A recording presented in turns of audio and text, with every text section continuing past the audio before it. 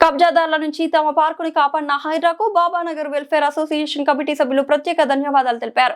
చాలా సంవత్సరాలుగా 3000 గజాల పార్కు స్థలాన్ని ముక్కలుగా చేసి కబ్జాదారులు రిజిస్ట్రేషన్లు చేయించుకోవడం జరిగింది. దీనిపై అనేక రకాలుగా పోరాటం చేశారు, కానీ ఎవరు దీనికి పరిష్కారం చూపించలేదు. దీనిపై హైడ్రా కమిషనర్ రంగనాథ్ కు ఫిర్యాదు చేయడంతో అసోసియేషన్ సభ్యులను కబ్జాదారులను పిలిచి ఒక సమావేశం ఏర్పాటు చేశారు. అనంతరం వారి వద్ద ఉన్న ఆధారాలను పరిశీలించి ఈ స్థలం కబ్జాకు గురైందని నిర్ధారించి మా పార్కు స్థలాన్ని మాకు అందజేశారు. బాబానగర్ వెల్ఫేర్ అసోసియేషన్ స్థలాన్ని కబ్జా చేసిన వారిని అరెస్ట్ చేసి రిమాండ్ కు కూడా పంపించడం జరిగింది. తమ కాలనీలో ఎలాంటి స్థలం కబ్జాకు గురైనా హైడ్రాకు ఫిర్యాదు చేసినట్లయితే పరిష్కారం లభిస్తుంది అని కాలనీ వాసులు తెలిపారు.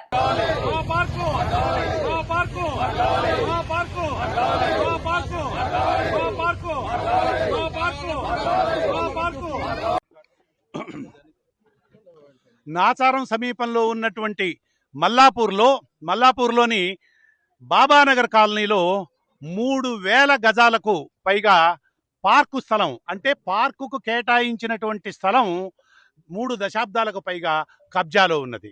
కొన్ని దుష్టశక్తులు ఈ పార్కు స్థలాన్ని ఆక్రమించి వాటికి లేని నంబర్లు సృష్టించి ఆ పార్కు స్థలాన్ని ముక్కలుగా చేసి తమలో తాము పంచుకొనడం, బయట వాళ్లకు అమ్మేసి వందల వేల కోట్ల రూపాయలు సమకూర్చుకోవడం అనేటువంటిది జరిగింది. 3 దశాబ్దాలుగా మేము చేస్తున్నటువంటి ఈ కాలనీ స్థలాన్ని రక్షించుకునేటందుకు మేము చేస్తున్నటువంటి ప్రయత్నాలు అనేటువంటివి విఫలమవుతూనే వచ్చాయి. మా పోరాటం కొనసాగుతూనే ఉంది.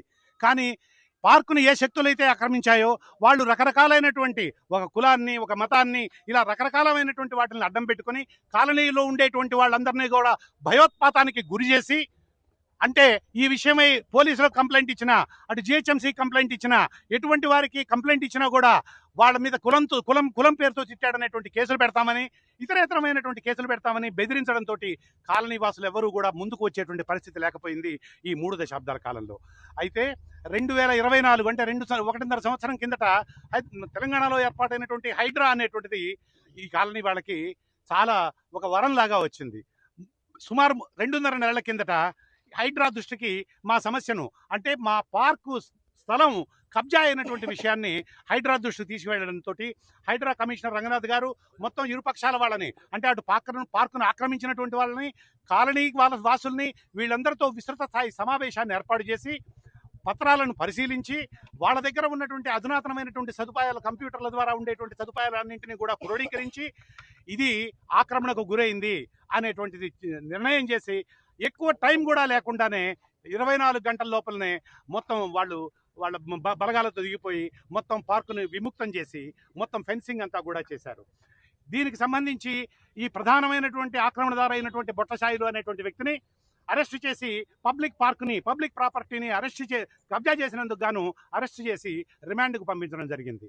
ఇందు మూలంగా నేను తెలియజేసేటువంటిది ఏంటంటే, రంగనాథ్ గారి ఆధ్వర్యంలో హైడ్రా హైదరాబాద్లో 1000కి పైగా ఎకరాలను ఇప్పటికే ప్రైవేట్ ఆక్రమణల నుంచి, కబ్జాల నుంచి విముక్తం చేసింది.